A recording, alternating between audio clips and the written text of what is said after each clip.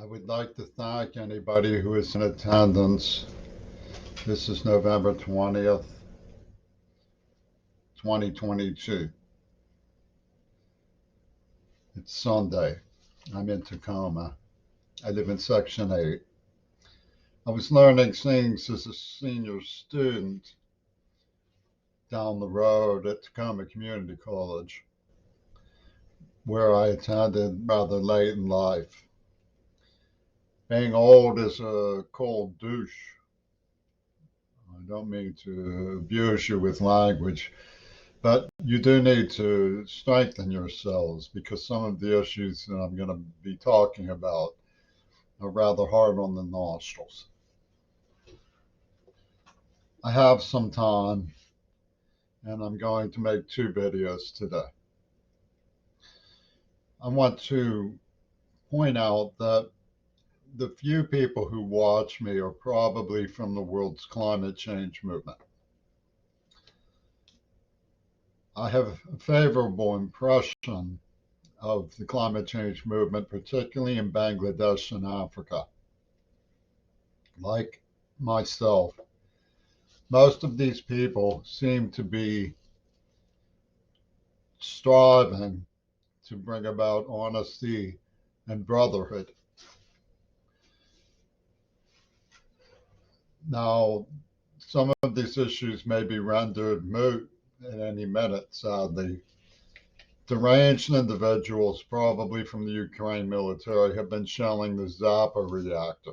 We don't know who's doing it. But since it's occupied by Russia, you would think it was uh, something other than a misinformation specialist.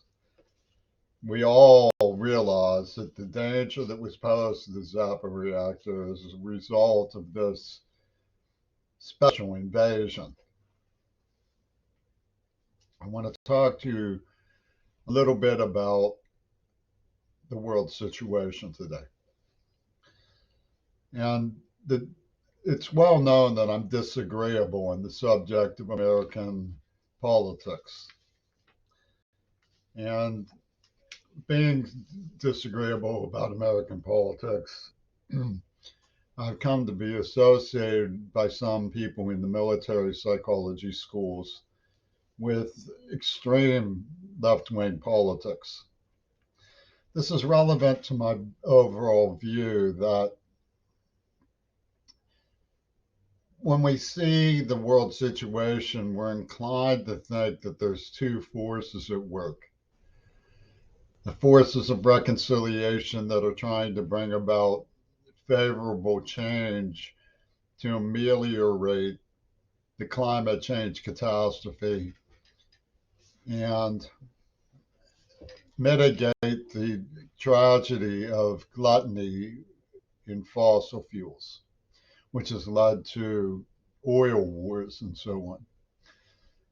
Particularly suffering from the oil wars have been vulnerable Muslim community, particularly the most vulnerable ones, like the subsistence farmers in Yemen. Now, throughout all of this has been the entanglement of the U.S. Russia rivalry. And we're told over and over again that um, Russians are to blame. And anybody who has any sense who looks into it realizes that's hardly objective news report. So the inclination when we look at the Ukraine is to see a schism between the forces trying to ameliorate the suffering planet's tensions and those who are more inclined to squabble over territory, airspace, oil rights, bragging rights, and spoils. I'm not sure it's that simple. I think there's a compatibility to the two stories. And part of my work is a search for how the political copy um, that goes around interrogates the issues in a way that's meant to frame them and exclude full grasp and full understanding of the issues. Now, when it comes to me, it's of course helpful to know where I have been and where I stand and what I actually have to offer or don't have to offer. And one of the things that's very clear is that the people who have interrogated my legitimacy have bypassed that I have trauma from torture and that I'm deaf. It's a very important fact to understand when it comes to my performativity that I am deaf. And they bypass that. So when you look at someone like Al Gore almost surely has reviewed my case at some point. He knows that I put forward a proposal for Mercy Force rapid deployment humanitarian assistance squadrons. And the name was even adopted for a while. He knows that I was in anti-Reagan ecology journalism in the 80s. But he also probably says, but his private behavior leaves something to be desired and has compromised him. So we know that he probably understands the issues that are put forward about Mount Desert Island back in the late 80s. An issue about which Martha Gellhorn wrote to me. And I will go into. But what does that have to do with proposals for dimmer switches and reconstruction of our electrical grid from the bygone age of General Electric, experimental blackouts for unnecessary wattage? When media sought to humiliate North Korea, who after all have human rights, they have people who are respectable, hardworking, they have their children. They sought to say you can't see it from outer space and that because they're not using electricity. And you're supposed to boo them for that. Boo, boo, North Korea. They don't use electricity all night. Well, I think we need to realize that the daylight is for everybody, and the night is the time when we don't need as much electricity as we say we do. There were blackouts in New York for a while, and the crime rate did not go up. You know, there's always been this pathological fear that America is so unstable that everyone will riot if the lights are dim. Behind America's instability, of course, is the problem of Hollywood. Now, I recently saw a film of Russians talking about what happened in the Ukraine, what's going on there. And the question is, what did I think about what they were saying? Well, I believed them. They were all saying different things. And if you add up all of what they said, you get the picture. It's not any different from what we would say. It was an objective framework which gave a panorama of views. I believed all of them. I believe that all of them were saying something about either what's happening in Ukraine or what's happening in Russian society. They weren't more or less dogmatist than American people were. There was nothing shrill about them. There was nothing ideological. One person who didn't want to answer said it's dangerous to answer questions like these in our society, which was revealing, and he clearly meant for it to be revealing. So there's a lot of conscious issues that pertain to what's happened that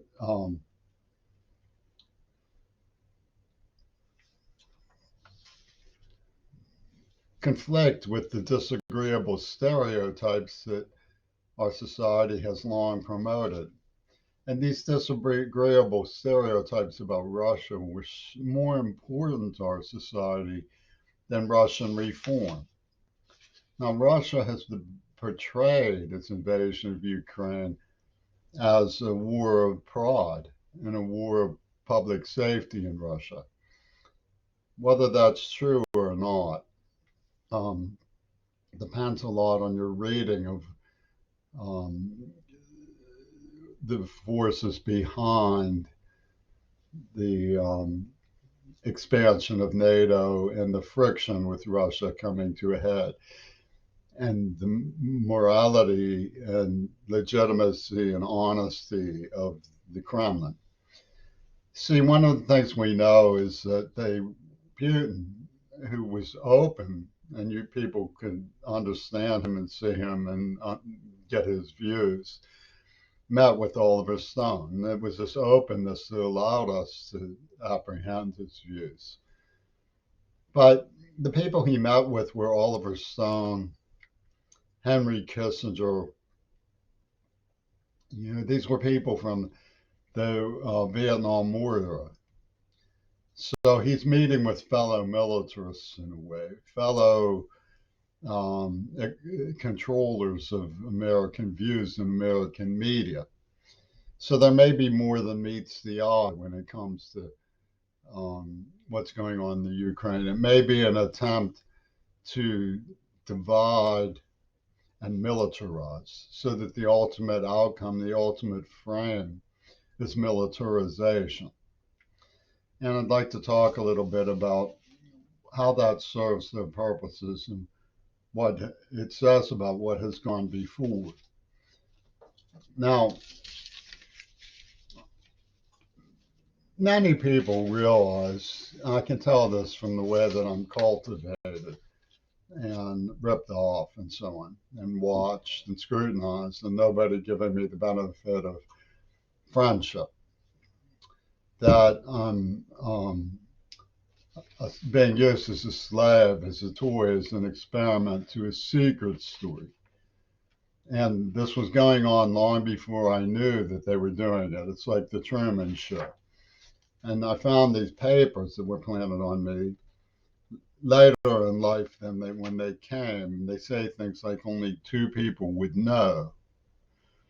Only two people would know. And I would be one of them. Well, it's interesting that I didn't know. And then I get these notes from people saying things, I think you understand me. In other words, the union or some military psychology program has in mind my accepting that I've been used and accepting that I'm being used.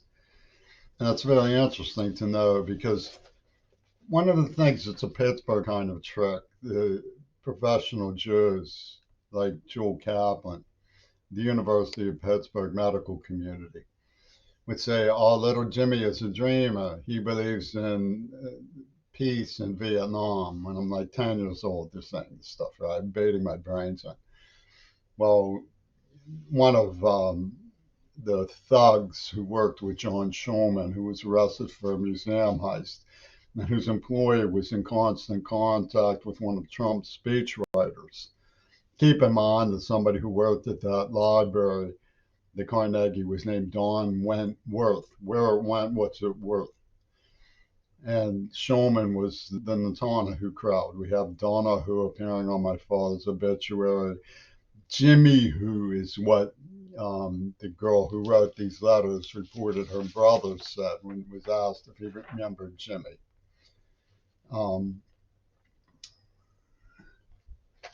They tell me I could have understood, and then they say they don't know nothing. Okay, well, one of these thugs used to say to me, "You like Peter Gabriel, he don't like you." Ha ha ha. Now, a lot of this is about Peter Gabriel's eyes of the world are watching you stuff. Okay, so I'll get into that a little bit too, but it's a Pittsburgh Jewish kind of trick. Yoko Ono has this in common with the University of Pittsburgh. To say, oh, you believe in these people. Well, we're going to tell the Russians about you and see how they like you. Ha ha ha ha ha. So that's one of the things that went on here. And one of the things that they deny is that they were in behind the scenes manufacturing ideas about me, using me as a neurotraumatized golem and playing up my reputation. This thug I mentioned working with Schulman got it looking like I was the reckless driver at Kelly's elementary school. I was a protesting passenger. I quit the job over the incident, but it's typical of the English society who came into possession of this script that they are supposedly oh so innocent of, that they made it out to be like if I wasn't guilty of one thing, I was guilty of another.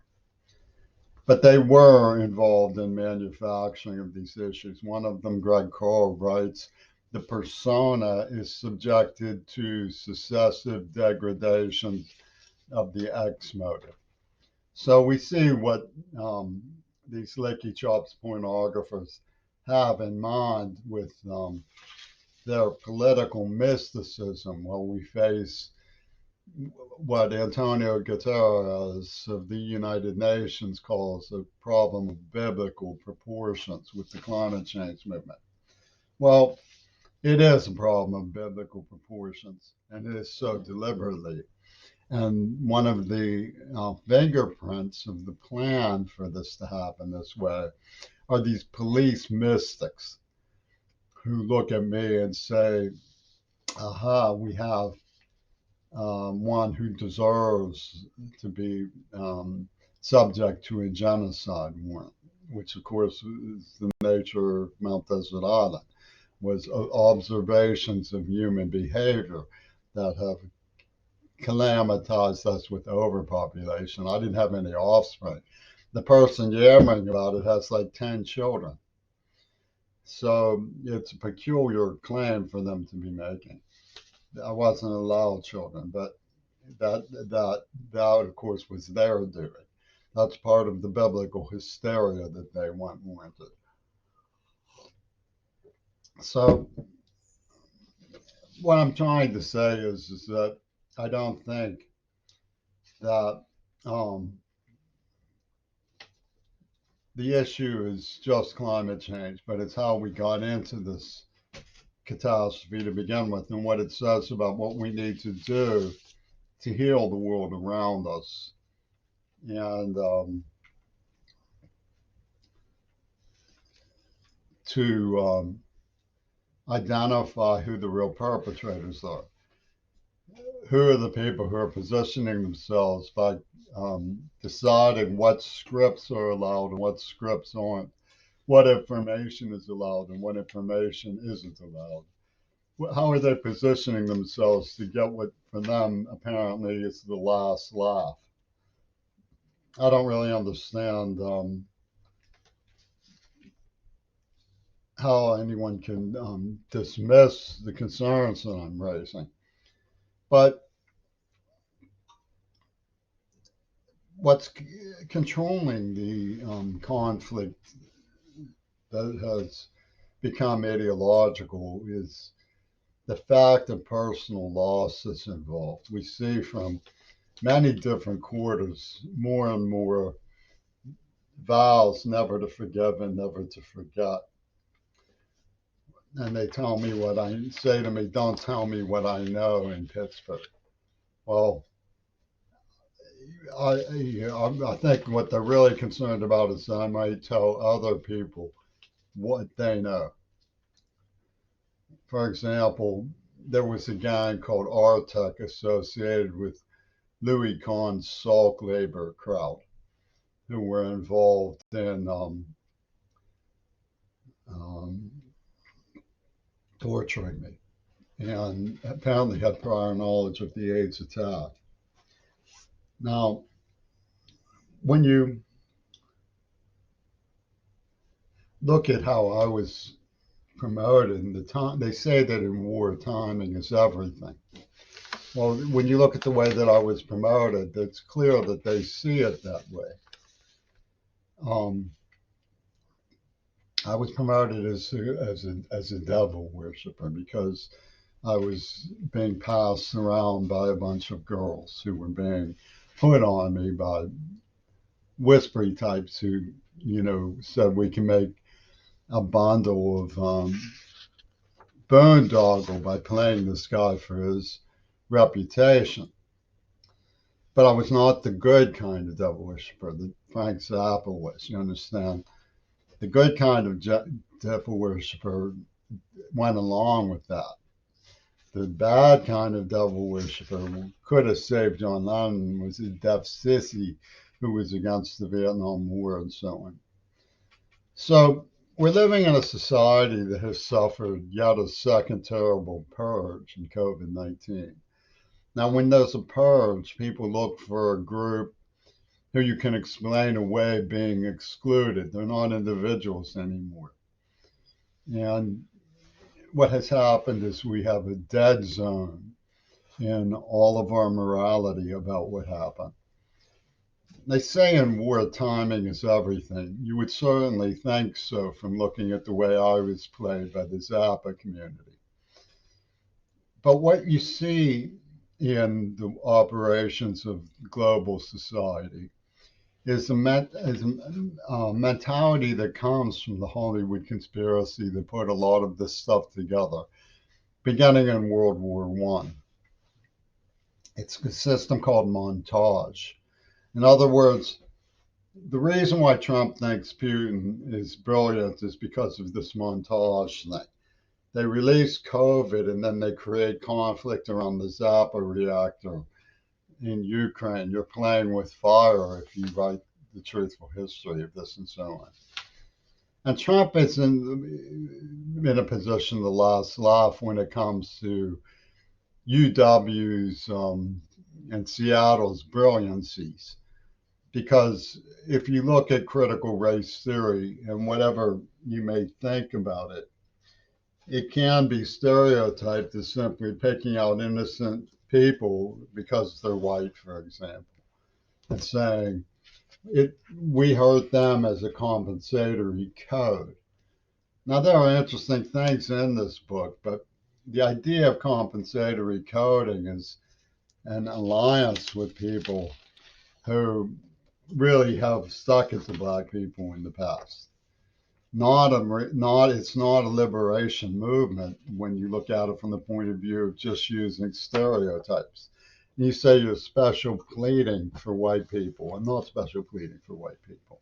I'm special pleading for individuals' rights to fair review. So anybody who's out for critical race theory to be laughed at just simply has to point the finger at what the NAACP said about me and did to me in support of the Ku Klux Klan who tortured me. So you have sort of an alliance, and there's evidence for this in the anthropology that has surfaced between the extreme Russian Orthodox Church and the fundamentalist movements of people like Robert Bork and Ronald Reagan when it comes to the so-called bad kind of devil whisperer, the person who only two people would know, and I think you understand me, but is completely in the dark and doesn't understand what's happened. So the montage system allows them to Brittany Griner to volunteer for a prison in Russia, which is just a prison. Prisons are horrible everywhere. It may be worse, but it's not the insane prison in Burma. It's terrible, though, on the basis of a marijuana charge. And Kamila Valieva to be tainted by an irregular medical substance. And so you have this issue of the genocide war, and at what point is Jimmy Curry faithful to Hare and John Lennon in repudiating King Crimson's demand that he forgive the people from Salk Research who brutally tortured him, or he's going to get his pee cut off for refusal to be the good thief on the cross of King Crimson in a problem of biblical proportions. So they really stuck it to the climate change people by saddling them with a story like this. So what do they have in terms of their claims to have hustled an explanation which is superior to just warning people and trying to put a stop to this when they knew is a kind of image system, a montage system that includes the ability to extract brainwaves and read thoughts. The shadow knows idea of the outer limits. So where would I, for example, be able to turn? Booker, Cory Booker, Jaya Powell, Pramila Jayapal, Cory Booker, and Jayapal have made pretty clear that they see me as a white two-timer who could have saved John Lennon.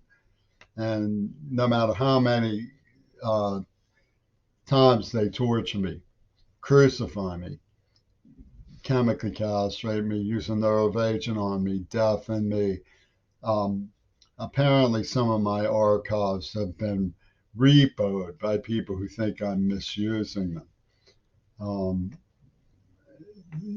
Which involves loss of things of personal value to me. My family and friends have been harmed and threatened. No matter what, the brilliance of Seattle have weaponized victim status to such an insane degree that Yoko Ono just cackles when she hears I've been what they call piecemeal.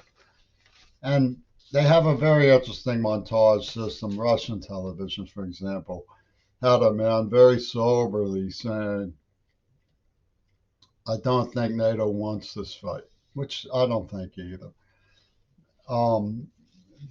And they say, oh, your microphone's not working, ha ha ha. Well, yeah, what they're trying to do in part is draw a tangent between my home computer and my appreciation of Russian ice ballet. For them, it's easy to do. They see, let's talk about these issues separately because they are separate, and then I'll get into the way that they diplomatize and the meaning of my being chemically castrated by the diplomatic community around the UN and its impact on me. Okay, when I had girlfriends, that's all they were. They were home girls. I had girlfriends. We were lovers. My friend Ray Geiger said when I asked if he was sleeping with one of my ex-girlfriends, he said, well, she's my girlfriend now. That's what boyfriends and girlfriends do, Jimmy. So I don't think I need to give. Mr. Putin says in one of his interviews, we're big boys now. Okay, so I assume you're all grown-ups. Now, nobody likes to see girls abused. I mean, my book collection includes International Feminism Networking Against Female Sexual Slavery. It's a very brilliant document that actually explains some of the things that have been done to me by these kinds of networks. And what we're standing on here right now is a problem in the geopolitics of the visible. This is not a print book. I worked very hard trying to get information about these things, and it's not charlatanism. I'm concerned. I'm just as concerned about the welfare and safety of the girls around me as anybody who claims to be, and more so. So you have an issue here when it comes to cultural norms. They say that pornography is a public health emergency in Josh Hawley's office. Okay, well, I'm starting to like and respect Josh Hawley more than I used to. I think that there's some truth to that. But let's talk about, obviously, when they made me into a peep show and started looking, Russia was probably in on what Peter Gabriel did with Rosa, which was set her up with me. So for Peep, I'm sure there was very beautiful Peep. Now, nobody wants their home invaded that way. Nobody does. I'm not a performing artist for the pornography system. So what gives is questions about the motive and veracity of Al Gore when he testifies what he thinks happened about Mount Desert Island. But other than the invasion of privacy issue, which is a very big issue when it comes to manufacture, and the intention of detonating a dirty bomb that they had implanted in my neurological system, is the idea that they have detected through cyber stalking that I look at Asian cult pornography. I want to talk a little bit about what I've learned by exploring these things. But when it came to my duty calls to my girlfriends, I was not an ogre. I was not controlling. I was not somebody who was pushy or grabby or any of these things. I was just a casual lover. You know, it was gentle, soft spoken, attentive, doting is the word that Charles Dickens used to use for what he called the age old art of love making love. So when it comes, there, you know, there's chemistry involved in geopolitics. You know, I'm not the one. Donald Trump is the one who calls women in the field of politics by names like Pocahontas. I have never said anything lascivious, wrongful, disrespectful, and I've never disrespected in my heart or mind or thoughts any of the women associated with Russia, North Korea, or any of the countries with diplomatic issues are at stake. I respect them, I care about them, and I think about them in a way that I make sure is careful and considerate.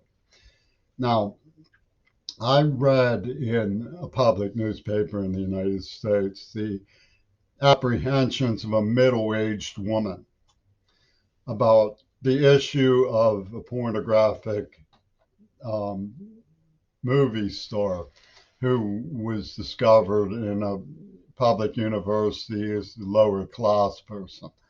And she didn't blink a word, an eye. She said, "This is my profession. I care about it. I like it." I've talked to Francine DiCecci, Francine D of Playboy.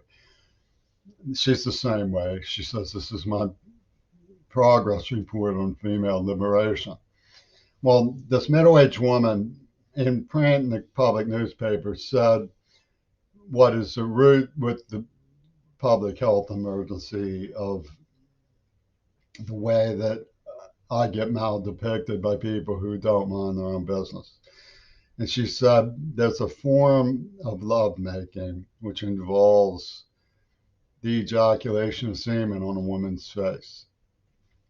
Okay. I had never heard of it before I saw pornography. Never heard of it. Never practiced it. I've never done that with anybody in my life. I don't know anything about it. It was not part of my duty call. It's not.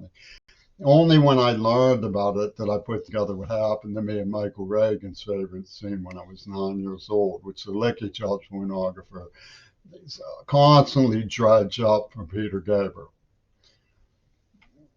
I've discovered its beauty in imagery.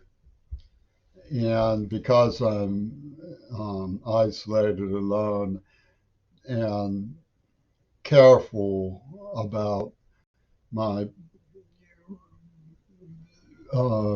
physical maintenance, people who woo woo at the shower curtains know that I have some images of that sort in my collection because it's interesting.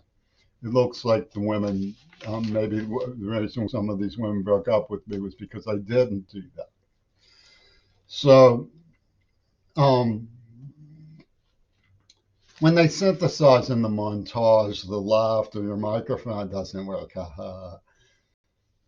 If I don't want to, I believe young people should have vibrant lives with lovers.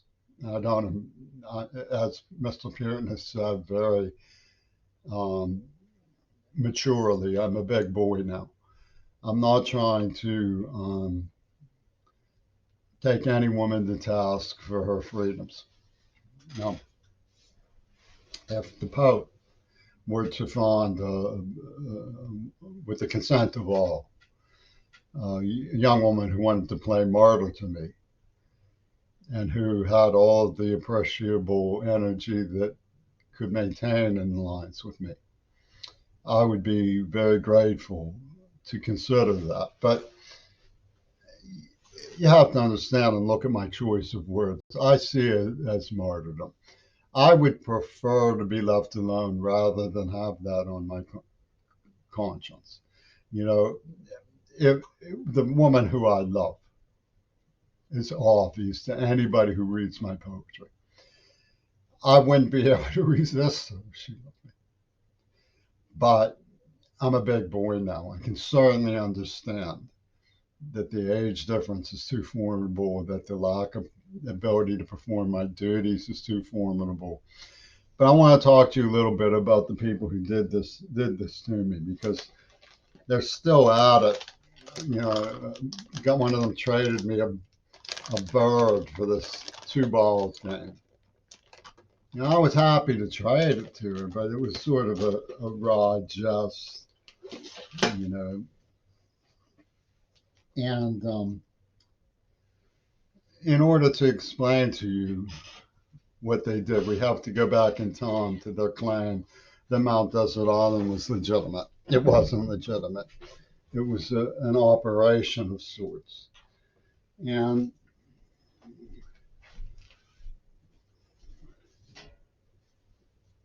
we find it encrypted in those cinema. I made a meme that illustrates um, how you're likely to, most people respond to these issues. I said there ain't no cross burning on your boy, on your lawn, boy. And you can see the cross burning right there. That's like the only 2 people would know. I think you understand me. And one person who really does know is denying it. And what did they do? This is hardly legitimate conception. And yet, the Hare Corporation and Hustler magazine have an alliance with the people who made that image in the Neva Corporation, which is the essence of the script that I found. And what it amounts to is something known as Two Virgins Pussy Bowl. Notice how the crimson map of Tokyo comes up from between the woman's legs like a hymen. The script says only 2 people. Nabucco's stupid code of what boys should do and girls should do. And behind this is the idea of 2 virgins. 2 virgins, you know, I can imagine women reacting against 2 virgins, Pussy Ball.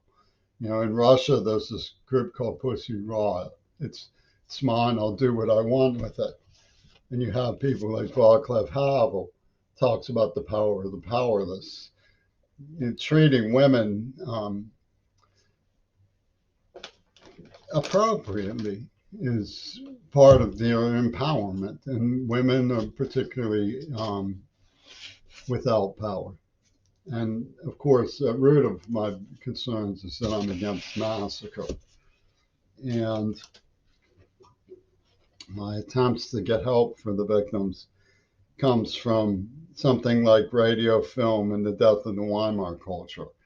They gave up 2 years too soon. Don't give up too soon. It's one of the things that we see is this that they're a step ahead of us. The spirituality of social disobedience. It's an idea of inciting the victims to self-destruct. They're not trying to save people. This crowd with Robert Anton Wilson, William Murray here in Seattle, Washington, conceived of a spirit. They were with Foucault. They conceived of the spirituality of social disobedience and then released the viruses too. So that it's part of your flyaway. You have wings of spirituality when you go, which is drunk with stupidity and remorselessness. There's nothing good about that. Where did it come from? You have back in '64, the men who killed Kennedy ran a sex joint in Texas. There's a woman named Gail Raven associated with Jack Ruby. Well, the school book was written by a woman with Gail nom de guerre. And you have these films where the woman romps and then she claps her hands and says, "That's one." You see, what they did was they started collecting, a secret ledger, your private behavior, a secret ledger that involved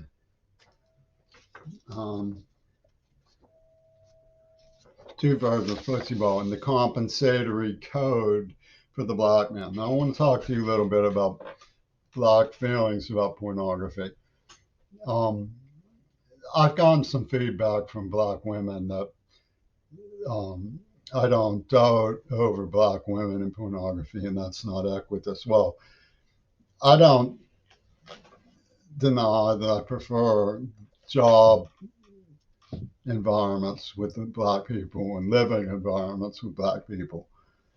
But the cultural problems of black male attitudes towards me make having a girlfriend who's black really very difficult to consider. But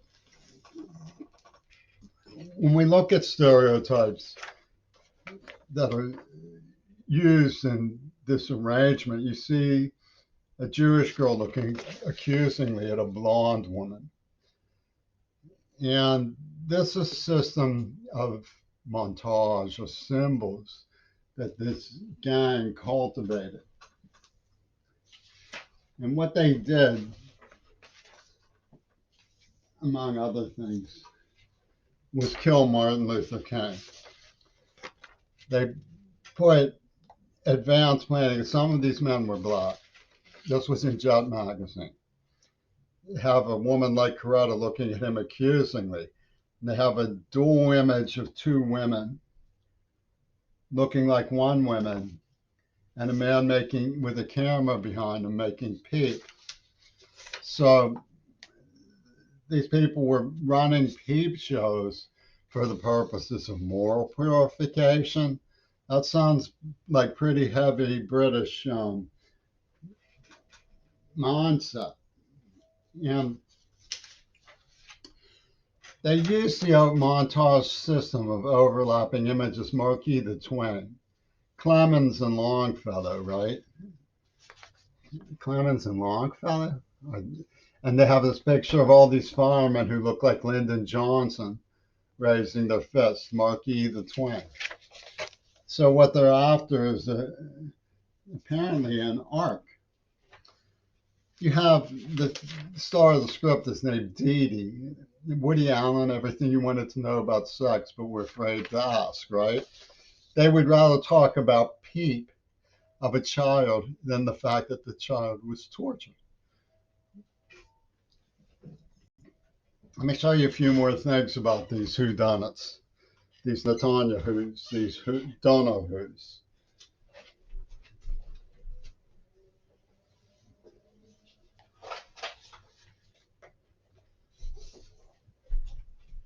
They set me up with Midori Goto so Midori Goto could reject me and put my name in this magazine from Florida. Okay? Ain't that passionate?